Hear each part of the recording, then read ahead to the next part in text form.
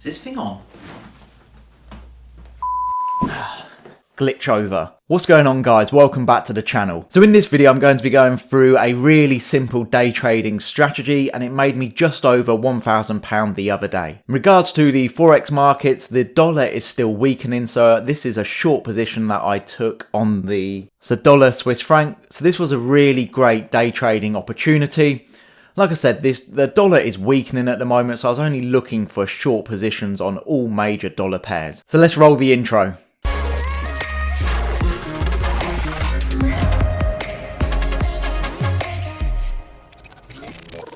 So for those of you that don't know me, my name is Pep and I'm here to make you a better and more confident trader using simple techniques and strategies. So if you can do me a massive favour, hit the subscribe button, like the video. That's going to hopefully help this YouTube algorithm boost my channel to more people, because at the moment it is tanking and YouTube is not liking me. So come on YouTube, do something about this, please. Now also, before we jump into the charts, I just want to point out that, when I'm showing these results, I'm not making this kind of money, 5 times a day, every single day, for example.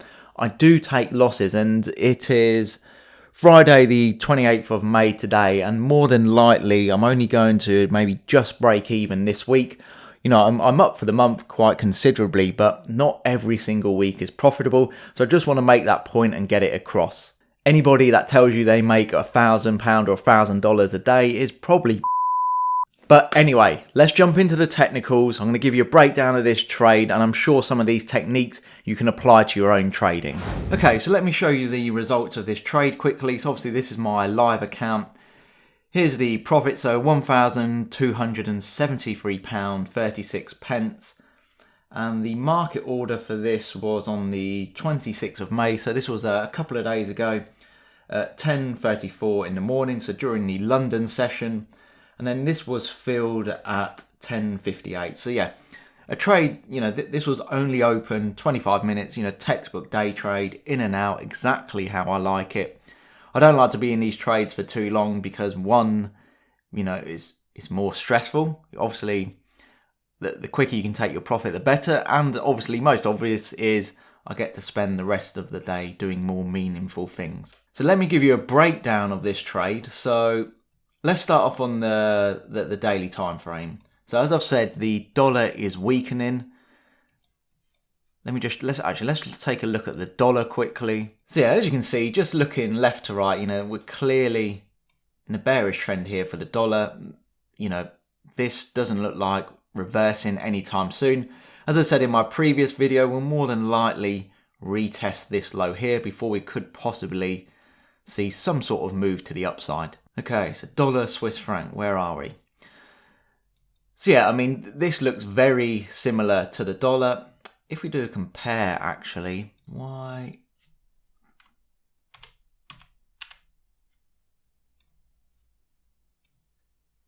Look at this. Look how this matches up exactly to the dollar index.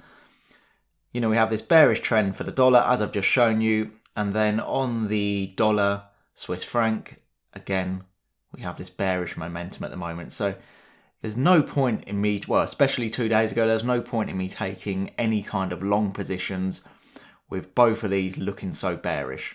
It'd be silly of me to look for buying opportunities. Now, I also pulled up my moving averages. So this is the 20, 50 and 200 MA. And you can see on the daily time frame, we're below them all.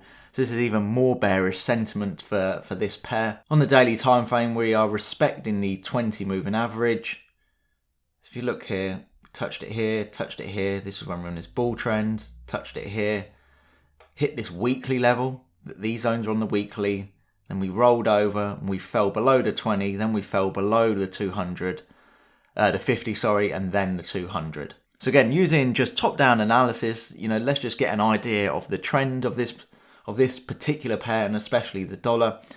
Even on the 15-minute time frame, which was my trading time frame, ideally I didn't want to be going against this bearish momentum here. Now if I zoom in a bit more, again, what we're doing here, we're creating lower lows and lower highs. So we have a lower low, lower high, lower low, lower high, pull back up, And then again, we've broken these structure levels here. So now, we've broken key levels on the daily time frame. So what I was looking for on the lower time frames was some part of this pullback here, and then to catch a short position. And that's exactly what I did. So let me drop to the 15-minute time frame. Here's my stop loss, take profit, and entry. And again, this matches up exactly to what's here. So feel free to just correlate this on your own charts. Have the stop loss price, entry, and my take profit order. Like I said, this is a day trade, so it's just a one-to-one risk reward, so nothing too spectacular. Now let me start off with structure. So what I was looking at is we had this uptrend here. Again, this is on the 15-minute time frame. And then we rolled over and we broke this low here. So as soon as this happened, now I'm thinking to myself, right, I know we're bearish on the daily. We've broken structure on the 15-minute time frame. So in an ideal world, this could be a good opportunity to start looking for these short positions. We then moved sideways for a bit, consolidated. Again, we broke down. We've created another lower low. So now we have lower lows and lower highs. And like I said, what I was waiting to do was I was waiting for this pullback here, and this was my reason for entry. So let me just clear that off. So now we've identified structured levels. We have these lower lows. I'm waiting for the pullback. Now, just to help me build a case, added confluence to help me enter this trade. What I then saw was this channel here on the 15-minute time frame.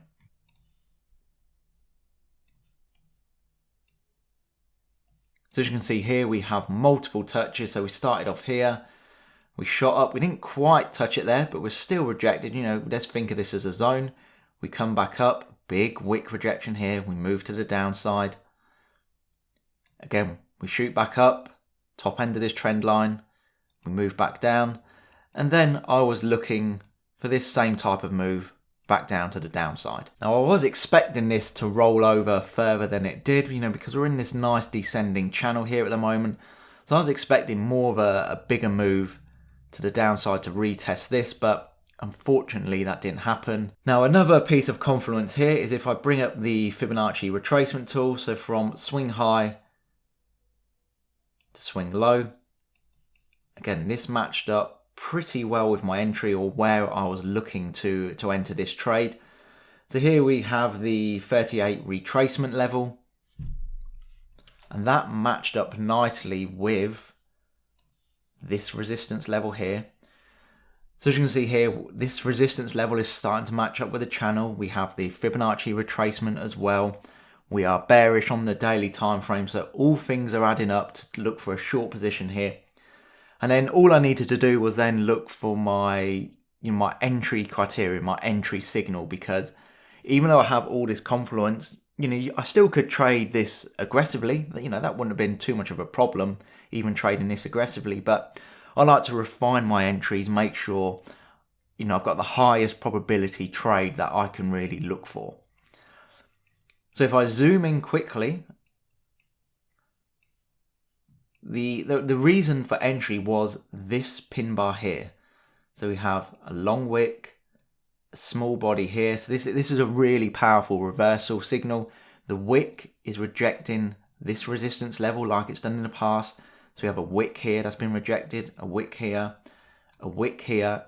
So again, looking at historical data, looking what's happened in the past at this specific level. This level is the 0895 level. All things are adding up to take a short position here. And again, it may look simple, but you always need to build a case for taking a trade. You don't want to just blindly take a trade just looking at one specific thing. I wouldn't trade this if I just randomly saw a pin bar. The more confluence you have, the higher the probability the trade is going to play out. So I was slightly late to the party here, and then we've probably got a bit of the spread in here as well. I can't remember what the spread was at the time, so at the moment, I don't know, let's just say hypothetically as 2 pips. No, so I think the gap between the entry and the pin bar was the spread more than likely. Maybe I was slightly late as well. And then obvious place for a stop loss. Obviously, if we start to break these highs here, then we could see a move to the upside. So that's where I wanted my stop loss. Take profit. I didn't want my initial take profit below this level here, because as price rolled over here, we then retraced back up. So an obvious place, sorry, this one take profit, sorry. The obvious place for take profit was back down here, just in case we shot up to the upside, which is exactly what happened. So this is exactly why I had my take profit here, because as soon as I hit my take profit, look what happened. Came back down here, we moved to the upside, and then we've started to trend upwards. So, you know, I would have liked to take a partial profit here. I don't think I was at my desk in time, so that's why I just, you know, kind of set and forget mentality. And that's why I took my full take profit here. And that's all there really is to it. You know, a simple way of analysing the market, using a number of different factors, using price action, looking at structure, looking at trend lines, channels, Fibonacci levels, you know, candlestick patterns, reversal candlestick patterns. All of this is helping me build a case to take a trade. And this is how I'm able to make just over £1,000 in literally 25 minutes. Now, I'm not bragging about this. You know, if you put your mind to it, if you learn the techniques to become a profitable trader, then I'm pretty sure you can start seeing results like this, and you can start analysing the markets like this as well. So I hope you've enjoyed the video, guys. It is currently sunny in London here on a Friday, so I'm going to probably spend the afternoon drinking some beers. I hope you all have a good weekend, and we will catch up next week. Cheers, guys.